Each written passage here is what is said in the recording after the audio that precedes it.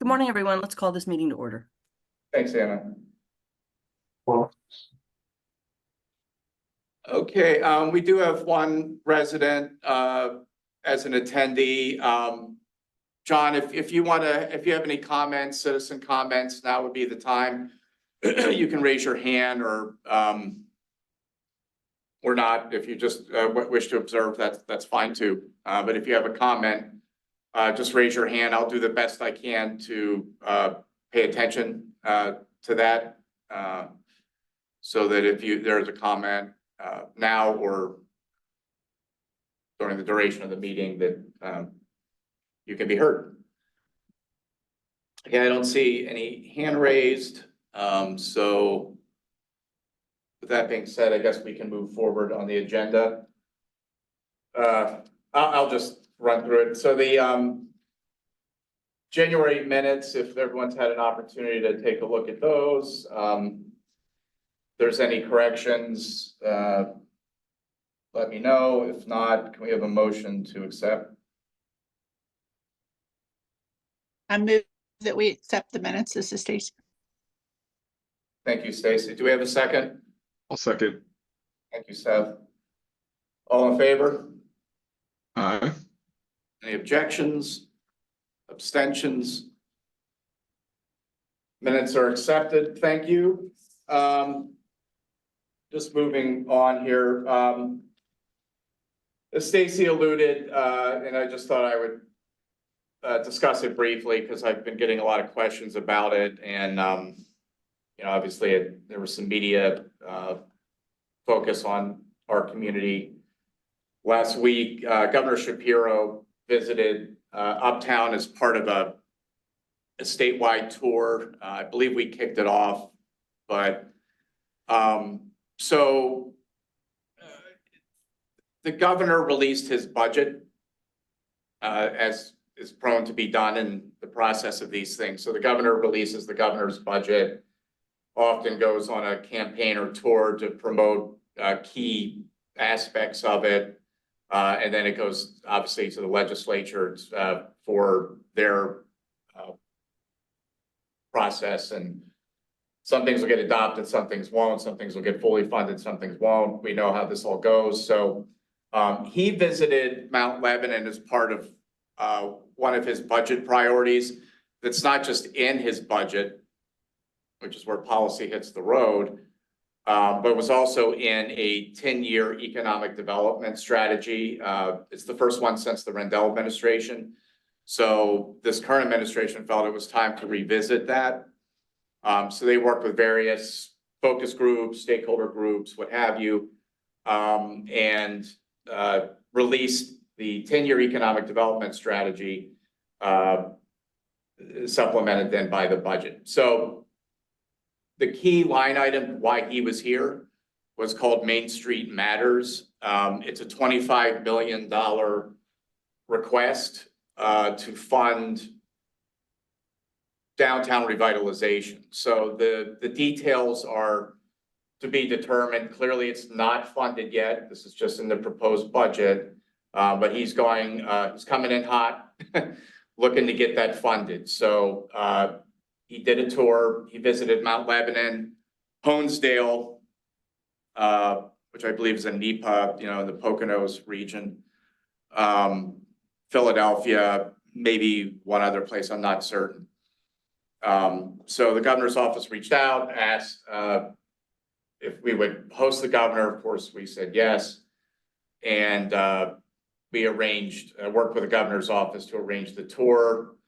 We met at Dan Miller's office, and then we toured 3 businesses, Orbis, Commonwealth Press, and then finally we had a presser at Empire Music. Excuse me. Where that took place. So, you know, he shook hands, met with the business owners, asked them a series of questions. I provided a tour, you know, obviously of the businesses, but also of the district and some of the projects that we've completed and other projects that are in the hopper or soon will be in the hopper.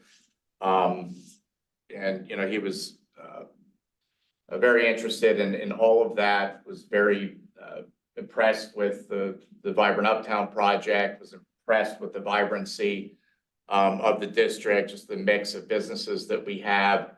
The businesses were tickled to have the governor. It's quite a road show, as you can imagine, when you have someone at that level visit. So there's a lot of security and hubbubaloo. So yeah, we're good. Thanks. Secretary Siger was here from DCD. Representative Miller, Senator Fontana, County Executive Sarah Innamorato, as well as some other folks. The commission was well represented at the presser. All 5 commissioners were there. So thank you, commission, for attending that. We all had remarks, but again, I think the key takeaway is the governor is seeking $25 million for downtown revitalization. I would assume capital projects, potentially some administrative dollars for Main Street programs throughout the Commonwealth. A lot of those programs were eviscerated during the pandemic, and prior to that, a lot of small towns just don't have the financial capacity to have a paid professional. So there's some ruminations that there might be some dollars that funded to help those sorts of communities. And then certainly, back to us, we have a lot of projects downtown centric that we're going to be embarking on in the coming years, many to yet be defined, most yet to be defined, but one that will all require assistance. So I spoke to him primarily about the South Garage project. As mentioned, that needs to be coming down in soon, next 5 years or so. So he was very interested in that. When I told him we had a 5-year plan, he said make it 2 or 3. I don't know what that means, but we are eager to get to work. So we'll be having follow-up conversations with I'm sure staff and appropriate folks on that as we move down that path. But all in all, I think it was a very positive visit personally. He was very engaged. Clearly, I think the municipality received a lot of fantastic press. And one of the other key takeaways was, he really is using Mount Lebanon as a statewide example of how to do things correctly. So I think that is a feather in the cap of everyone. Our advisory boards, EDC, the Mount Lebanon Partnership, Commission. I mean, everyone. I think it's a team effort, and it was nice to get some recognition for that. So I don't know if anybody has any questions. I mean, that's just a quick overview of the visit. He was here about 2 hours.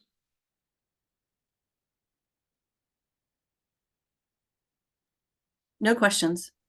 Sounds good. Okay. I mean, it's pretty much what it is. But yeah, it was very positive, and we're going to have some follow-ups from the visit. So more to come on that. Yeah, in terms of board realignments, last meeting we had a pretty nice conversation. I ran through, the placemat that I sort of created based on the comp plan. I don't really have anything more to add. I know some folks, thank you, have sent me information and bullet points and ideas and documents, various things for the consideration of the Community Sustainability and Economic Development Advisory Board, which is going to be live in April. Just for those, just so everyone's aware, applications are in. My understanding, and Jeff can correct me if I'm wrong, the commission will be reviewing those. They already are. They had there's a lot of applications to go through. So probably a lot of coffee brewing in 5 households in this township. And I guess they're going to be discussing that in an executive session very shortly. I'm not sure if it's the next one, Jeff. I think Yeah, so. that's correct. That's this coming Tuesday. So we'll all have the applications reviewed by this Tuesday, and I think making those decisions at the Tuesday meeting. Fantastic. So we'll have clarity on, you know, who's where doing what. So that'll be very helpful for everyone, the commission, staff, and of course, the applicants. So, sounds like by Wednesday morning, or Tuesday night, we'll know who those folks are. Ian McMeans is the staff person, tasked with sort of herding all of this, together. So I know he's working on, an email that'll have, attachments and links and various things, information, about these new advisory boards. And I'll be forwarding that once I receive it. But Ian did a presentation at the last commission discussion session where he did a pretty deep dive into the architecture of the boards, how they'll function, protocol, various things like that. So you can tune into that now. That's on the website. I can also send the link to the EDC just so everyone can review that presentation. But you know, those things are starting to pull together.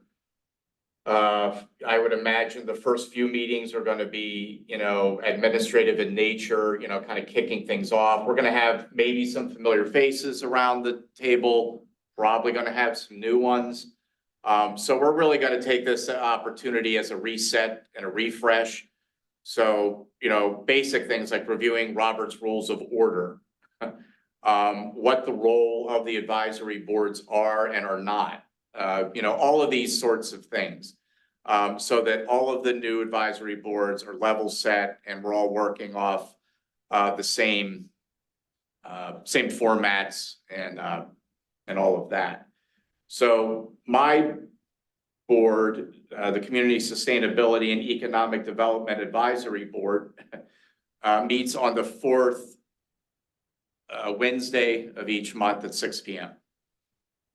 So that's what that is. So these morning meetings will go kaput for the advisory, and we'll be meeting at that time. So I don't know if anybody has any questions or anything they want to add. What I'm going to be doing is taking, again, like I said, all of the feedback I've been getting and remarks and aggregating that into a document that we'll be reviewing with the new board, April. I would imagine April, May, June, we're probably gonna, a lot of that just be forming this board and getting the priorities set, talking about the comp plan and a lot of that kind of good stuff. So, you know, I think by you know, July, August, you know, that all of the boards ought to be, have some direction in terms of the projects or initiatives, policy that they'll be working on to advise the commission.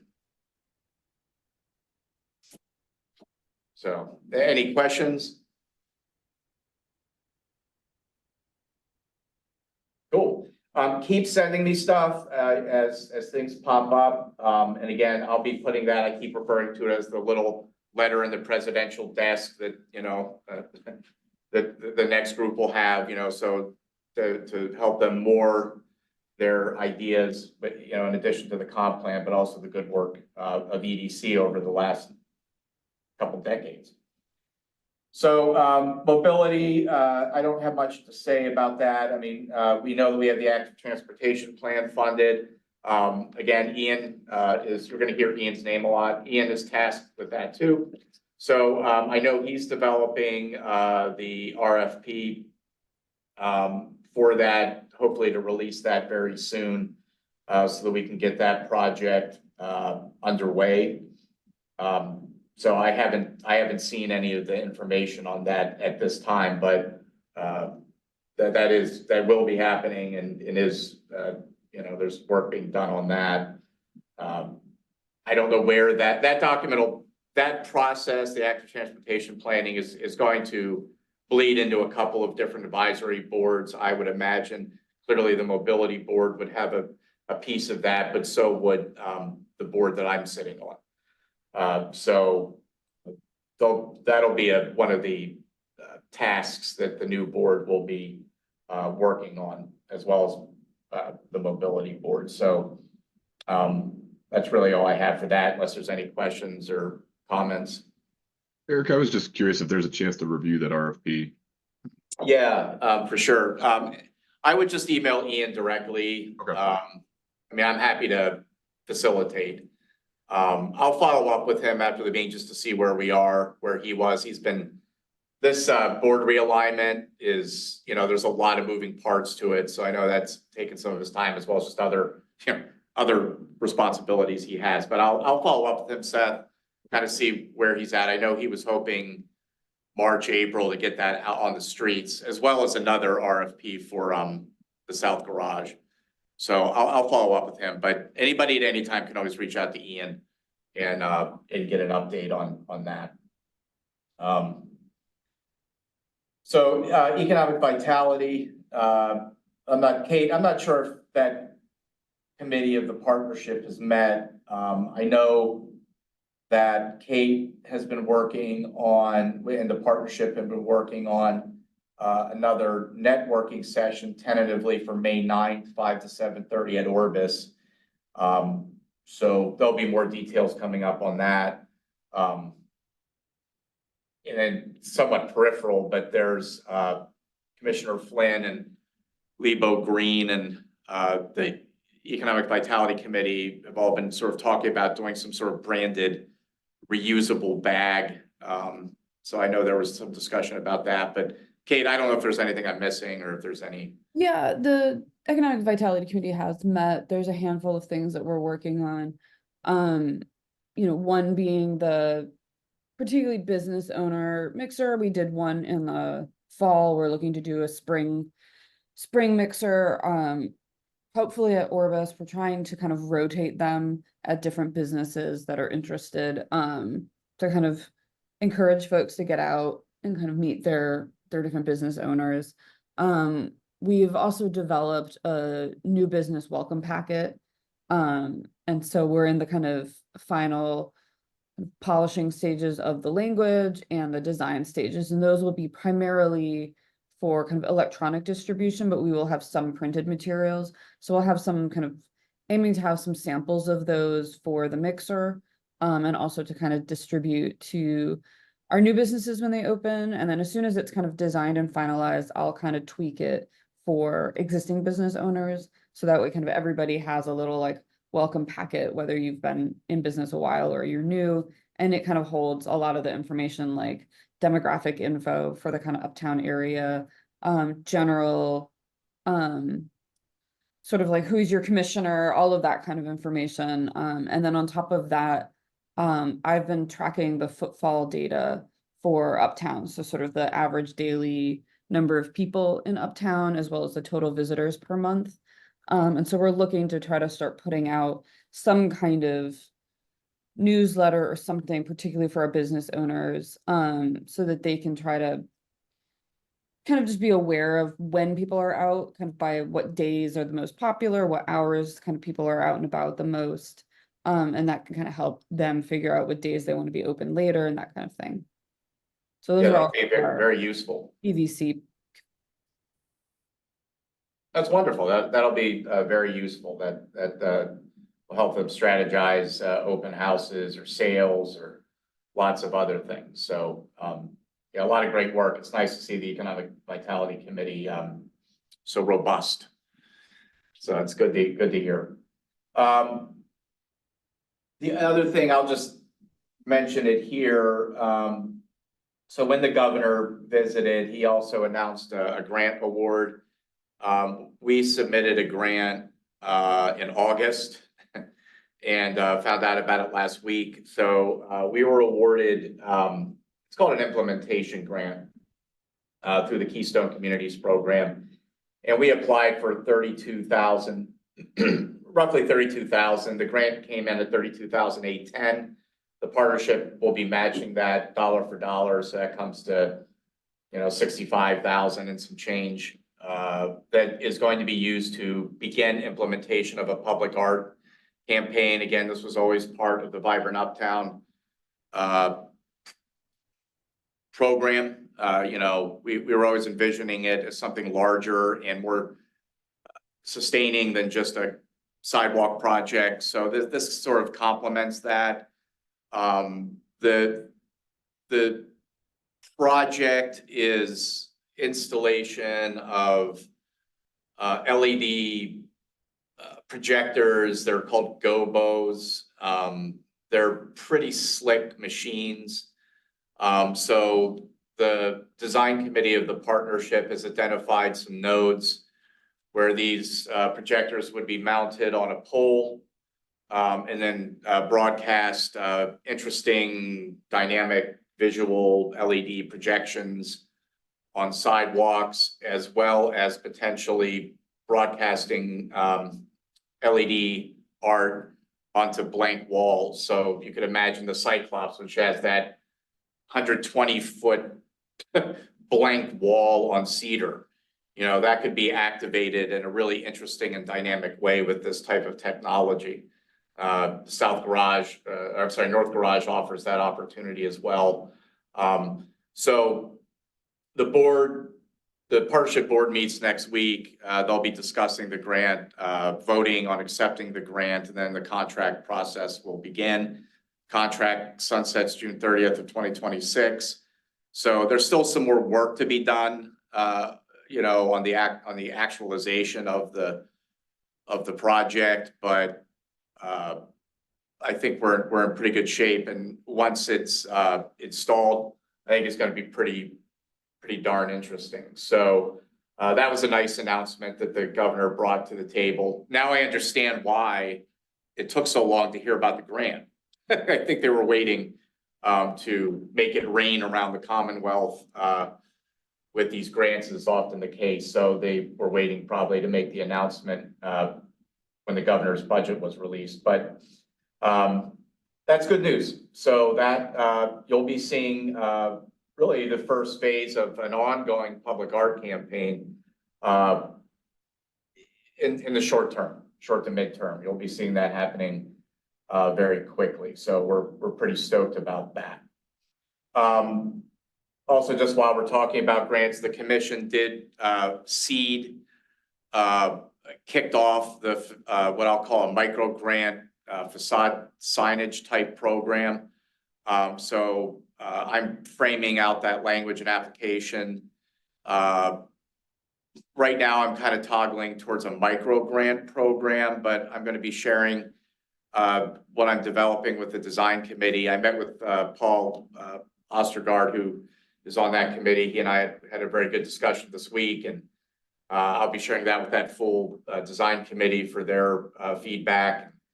And hopefully we'll be launching that also very shortly. So the intent of that is to help business and property owners with better signage. Maybe they need a new pane of glass or a fresh coat of paint or some of those types of things. So this is a grant program to assist and help those business and property owners uptown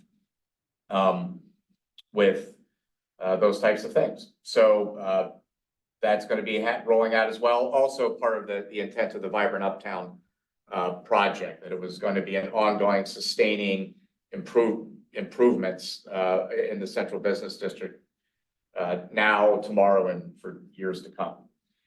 While we're on the economic vitality, I'll just talk about Beverly Road because there's some things happening over there. Just so you know, so Beverly Road has the Beverly Road Merchant Association, similar to the Mount Lebanon Partnership, but they're not as I don't want to say not as organized, but they're not. I mean, they sort of operate more as they get together and talk about what sort of flowers to plant and the planters and things like that. But they're trying to get a little more together. So I'm working with that group to make that happen. Simple things like having agendas at meetings, having minutes, that type of thing. So we're getting there, but one of the primary concerns, obviously, is parking.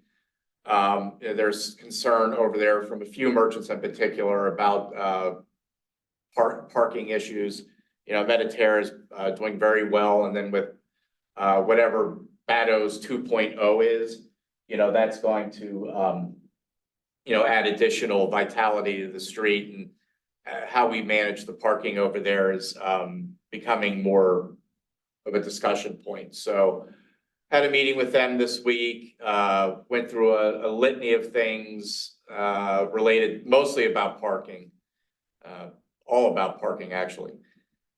So went through the 2017 parking study that we did and some of the suggestions that came out of that, and we're gonna see where that goes. So they're looking for some assistance and guidance, so hopefully we'll be able to provide that. We will be providing that to them. They're probably not gonna get everything that they want. But again, we'll work with them to try to find scalable solutions to that issue. Eric, do they know where everyone parks for light up night or Beverly Bright night? Yeah, I'd like to see that 2017 study if it's out there publicly, just out of it curiosity. is. It's actually on our website. Okay. You can go take a look at that. We've actually checkboxed a couple of things that was on that study. Probably the biggest one was we did add some additional spaces in the overlook lot. We resurfaced the overlook lot 2020, 2021, I don't remember anymore, but we resurfaced it. And when we resurfaced that lot, we reconfigured it, and we did add there was a net gain of 7 spaces. So that was one of the recommendations out of that study. Then there were a series of other ones. And a lot of it has to do with taking advantage of the full parking shed. So, and we all know, many of us on this call know this because we live in this world, but there's perception and reality, and there's psychology, and people perceive that the only parking you have to put a quarter in to get it. And that's true, and we manage that asset. But there's parking within a very reasonable walk all throughout the district. And I keep emphasizing that with folks that, the streets are public. They are not privately owned. Folks can take advantage of the parking that is found throughout the district. So that's one piece of it. The other is parking management. So there's a number of leases in the overlook lot, many leases. So we do a day lease, a night lease, and a 24-hour lease. There's roughly about 40 leases of various configurations that utilize that lot. So how we take a look at that and how we bundle, or how that is segregated is something we could look at. Short-term parking is something else. We have a lot of folks that whether it's a Grubhub driver or someone just wanting to get a latte at Coffee Tree or pick up whatever, there's some notion of potentially introducing some short-term parking, which was recommended in the study. Permit parking, various things. There's a number of different options in there. So I shared with that group the parking study, again, asked them to look at it, and then I'll be working with the association to craft a letter that would be submitted to the municipality for a formal consideration. So that's kind of where that lies right now. But yeah, there's a lot of parking in the park shed. I'll just leave it at that. There's no appetite. We're not building a structure. We're not building a parking garage. Come on. Well, all right, we will. 15 stories. So we're not doing that, and I expressed that, we're not tearing down buildings. We're not buying buildings and ripping them down to put in a surface lot. We're gonna work in the envelope that we have, and we think we can manage that. So, yeah, I guess I'm trying to figure out how to tackle this. Is that, is that group receptive to what you're saying as far as like, I mean, there's just substantial limitations, or parking makes people crazy sometimes, I know. Yeah. It's anytime you get a lot of people in a room, you're not gonna, it's hard to get consensus, so I'll start there, but there are some that, that don't think we're going far enough and do think that we ought to add more parking. And then there are others that understand that it can be managed. And so it's a lot of it is educate. We have a lot of new businesses too. That's the other thing. I mean, the dynamic on Beverly Road has radically changed. I mean, it's been very, very stable for many, many years. And, really since the pandemic, since, Mediterra opened, and then pandemic, and then other things, there's just a big shift on a very small street. I mean, it's only 300 linear feet. So, but it's packed with a lot of stuff. And it's a very dense area, like much of Mount Lebanon. So, it's education, it's looking at that parking study, which, was done prior to Mediterra and prior to Bados and what's going to be happening there. So, but I still think there's a lot of good information to glean. I'm sorry, Ann, I see your hand is raised. I was just going to say that obviously there's a lot to talk about in terms of parking. I'm not sure that this is the venue necessarily for it, because it sounds like it deserves its like own consideration, which it sounds like it's happening. I know that we're focusing also on Beverly Road. It's like we want restaurants like Mediterra. We want to have that problem because we want these businesses to be vibrant. But I would continue to be very concerned about the temporary parking for pickups associated with Washington Road. So the safety concerns that were not addressed, and even the striping of the parking, which is odd and weird in the new kind of vibrant uptown scene, it does continue to cause concern because traffic doesn't slow down when it goes through uptown, and you have people stopping randomly in that area. So I think there's a much larger concern around speed, traffic, and parking. And I would hate to lose spaces at this point just because we have, there really are so few. So I just want to, I don't know, I feel like it needs a larger concern. This 2017 study sounds really interesting, but I'm interested in, people have changed with COVID in terms of how they're using pickup services. So I just think that that temporary idea is actually pretty good. It just depends on how we're going to manage it overall. But again, I just want to put in a really strong statement that restaurants and dining options are exactly what people want. We just need to figure out how to help people get there. Absolutely. And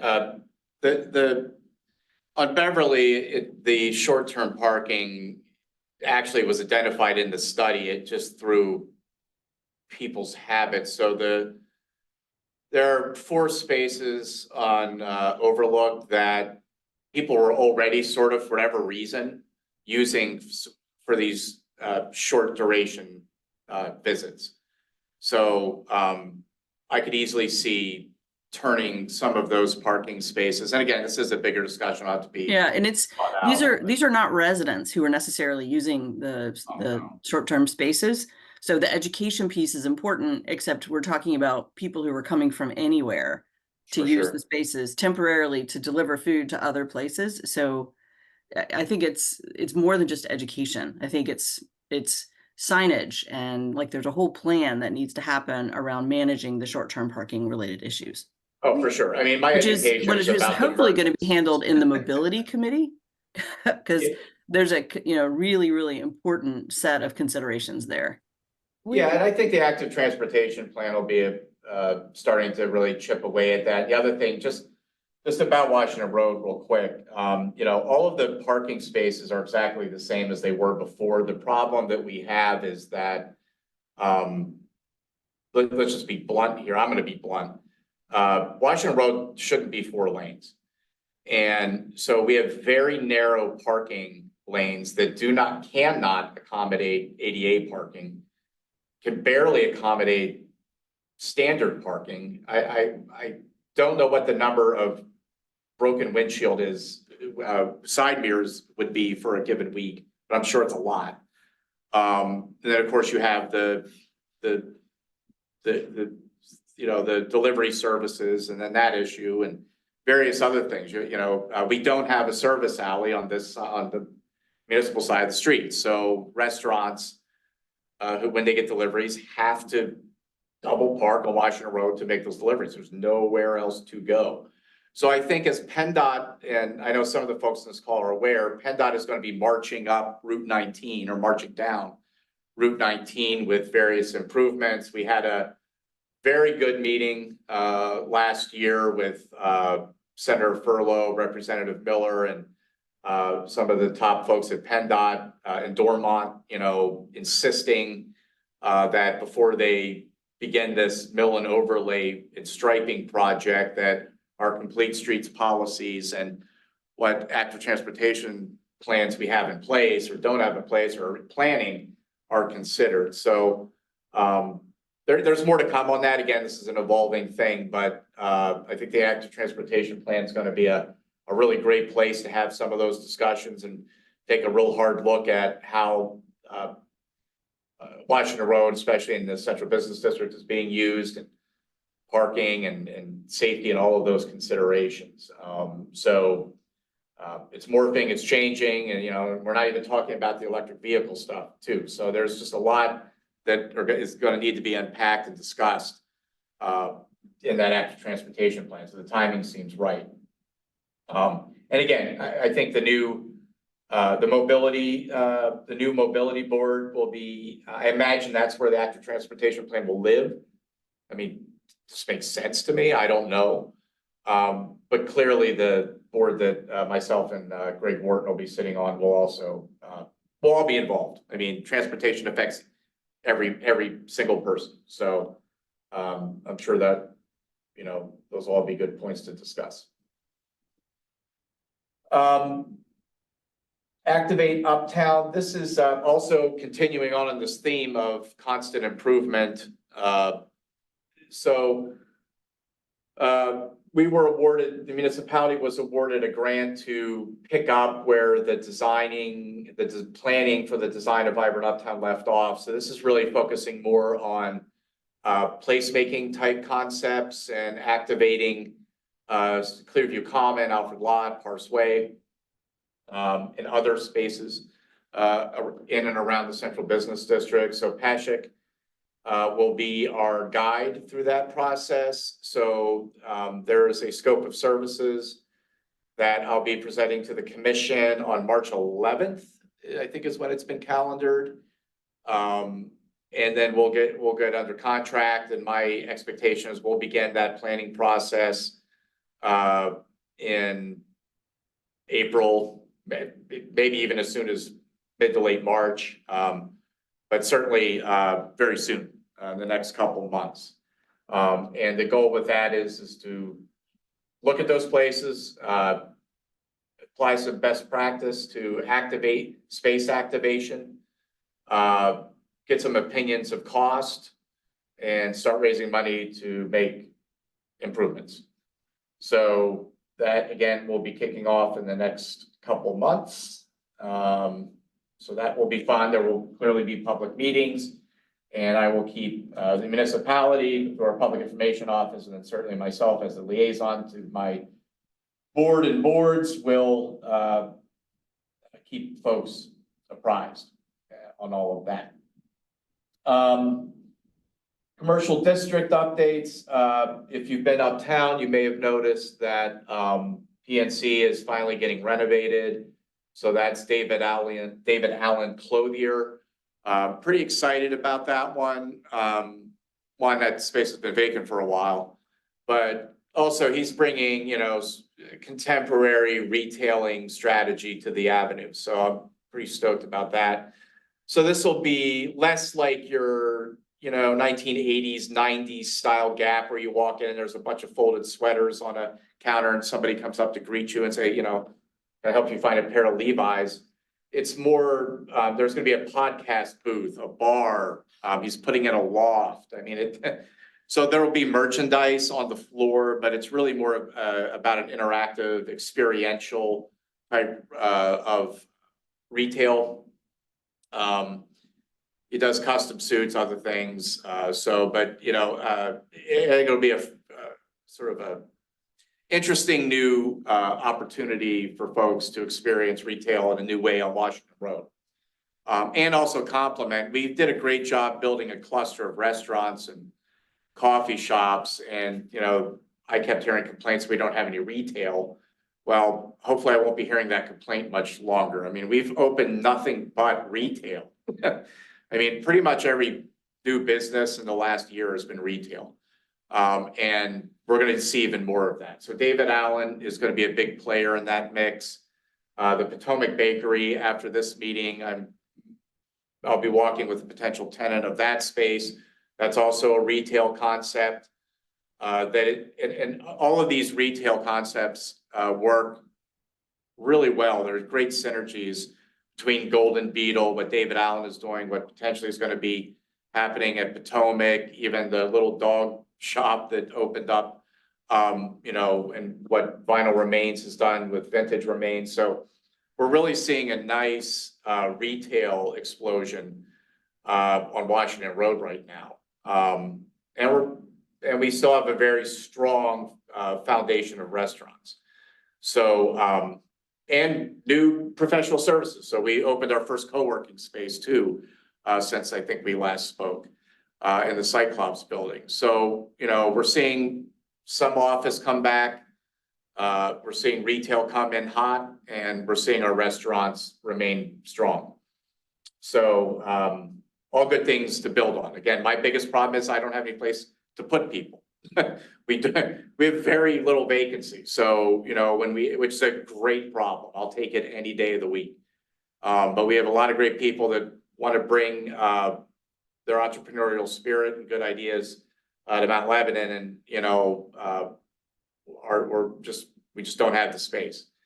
So, a lot of good news on that front. And finally, Poco Loco, where they had been, that also was leased.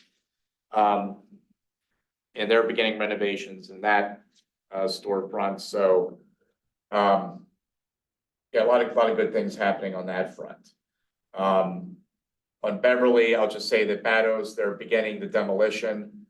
They're rehabbing the space. There's a lot of rumors flying about what's going in there and what's not going in there. What I can tell you is they don't know yet. So whatever you're hearing probably isn't true. What is true is that they're renovating the space. They're seeking an operator. It will be a restaurant. It's going to have a completely different look and feel. But I wouldn't expect anything opening there until very late this year, if not early next year. But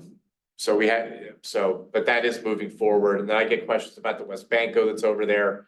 The owners of that property have made it very clear that they're mostly interested in seeing a bank return to the street. So they are in discussions and have been in discussions with one local bank in particular. And there's some other innovative ideas related to that, but that's between the property owner, and some other folks. But you know, we should see something happening there. But you know, lots of stuff keeping us all busy, and a lot of good news. So that's what I got. Matthew, I'm sorry, just saw it. Yeah, sorry, this is probably circling back to something maybe that's been touched upon, but I'm looking at the document you sent about the Community Sustainability and Economic Development Advisory Board. Looks like a summary of priorities, maybe an initial draft by staff. Can you talk about what that document is and what the next steps on it are? Oh, yeah, sure, Matthew. So what that is what I'm calling a placemat for the comp plan. So everything that you see right there is pulled out of the chapter that's most relevant to what'll be my next board, which is that board, Community Sustainability and Economic Development Advisory Board, resiliency for short. So there's absolutely, I mean, that isn't all directly pulled from the comp plan. There's no staff, anything in that, other than our participation in the comp plan. So, the first two really right now are being vetted and discussed, I imagine, at the Environmental Sustainability Board, because that's their that's what they do. The point 3 and 4 land use and development and 4 business districts. I mean, that's my position. So that's what I'm focused on. And, those were discussed at the last meeting, and maybe even the meeting prior, but I think specifically, I think this placemat I've unveiled at the last meeting. So really all it is just an aggregation of what exists in the comp plan. So I would encourage anyone to go to the comp plan. It's on the website. And take a look at the areas of interest to you now, or if you apply for a board, what is of interest and pertinent to that. So I went through at the last meeting a number of these different things. And I'm happy to talk about it again, or we can I'm happy, Matt, to talk offline about it too. The big ones for me, at least in terms of what are going to be a heavy lift, at least from a staff perspective, is the redevelopment of the South Garage. That's going to be a very, it's going to be a very large project. Very involved, very complex, very expensive. I'm not going to lie to anybody here. I mean, there's just demolition alone is going to be costly, and then rethinking how the envelope that we have is best used, and other factors that we're currently working on now. So the next step with that, Matthew, is that we're releasing an RFP. The commission right now is working with the manager on pulling together different ideas that would be folded into that request for proposals to essentially a consultant to assist the municipality in thinking through the development of that site and timing of it, various other factors that go into something that significant. So that's going to be a huge one. Putting aside what the governor said, make it 2 or 3 years. We've got to do it right. We've got to do it in an appropriate way. There's a lot of factors to consider. But that's going to be a big one. The zoning and subdivision, I can quickly just say, really not much is going to be happening. Nothing is going to really be happening with that until 2025. And then that's when the zoning will be thoroughly reviewed and updated. There's just too much going on. Staff capacity right now is pretty much at full tilt. So there's just no way that we effectively we're going to be able to do a comprehensive zoning refresh with everything else that's happening. So that'll be happening in 25. Placemaking, I already touched on that related to the project. Redevelopment of underused uptown parcels. We know what some of those are. Staff will be focused on that. Parseways, part of that, Activate Uptown, Beverly Road, we kind of discussed a little. In the comp plan, there's a notion of putting some thought towards C2 districts, so your Cochrane roads and areas around like the Galleria. So the next group could be looking at that, Castle Shannon Boulevard, and to a much lesser degree, events that happen. But yeah, this is all directly pulled from the comp plan. Okay, thank you. Which, I guess maybe a final note, the comp plan is going to be the North Star document for all of the groups. If it's not in the comp, I mean, it's not to say if it's not in the comp plan, we're not going to discuss it, but the comp plan is going to be what we use. Yes, Anna? So one of the comments that I have about the priorities that you set aside for the actual next board, when it's pulled together, parking garages would fall under mobility. So I just want to make sure that when the priorities are being set for the committee, they're not based on just that, like the parts of this that are on your plate, but the parts of it that actually fit into resiliency, which includes sustainability, the sustainability coordinator. So I just want to make that as a comment, because I want to make sure that we're being set up in that new committee for success in forward-thinking decision-making. For sure. Yeah, again, all the new boards are advisory to the commission. That's key, number one. And number two, they're not in silos.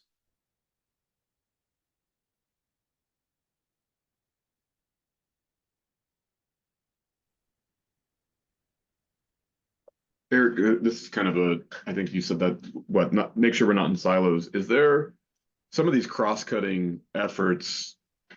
There's obviously going to be public meetings around them. The commission meets publicly, but is there some sense of a sort of quarterly advisory board's leadership meeting where those groups can kind of report out with each other, work through some of these heavier cross-cutting elements to break down those silos? I think that would be something for commission members and others to take under consideration, just because I haven't attended a traffic board meeting because I don't want to attend a traffic board meeting that might not be talking about something of value until the mobility board meeting is there. But there are these things like parking garages and what are our parking levels that do seem to fall under mobility.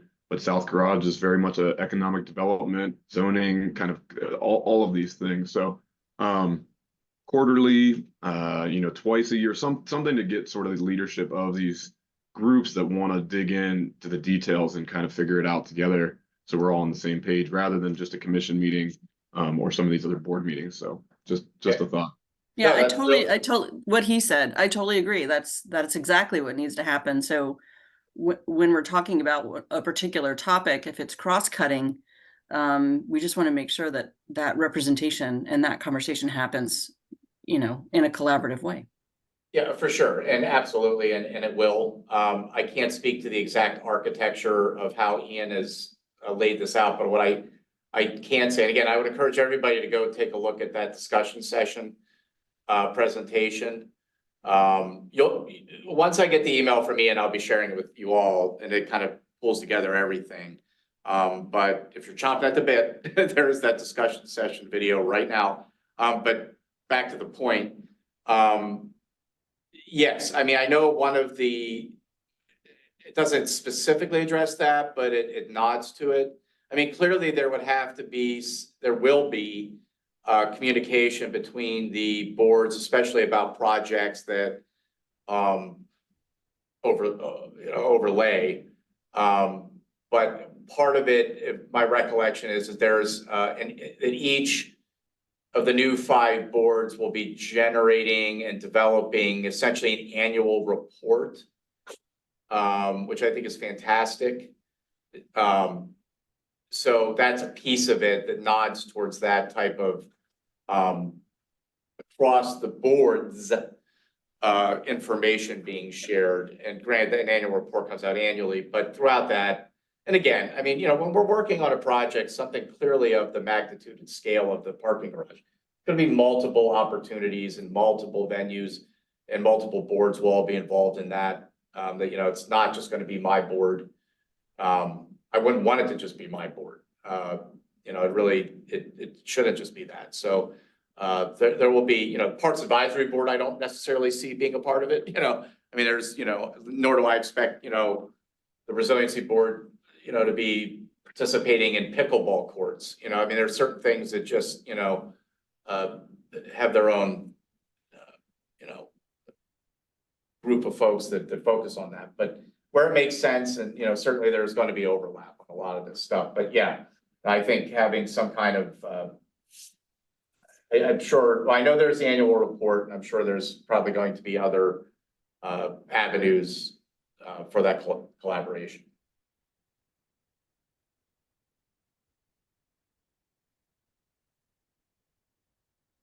Cool.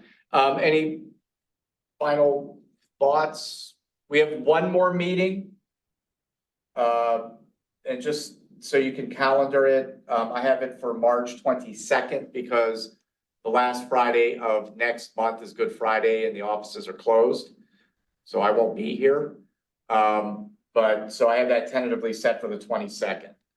So that'll be our final meeting. And we'll review, kind of what we're shipping off to the next group, that sort of desk letter I mentioned.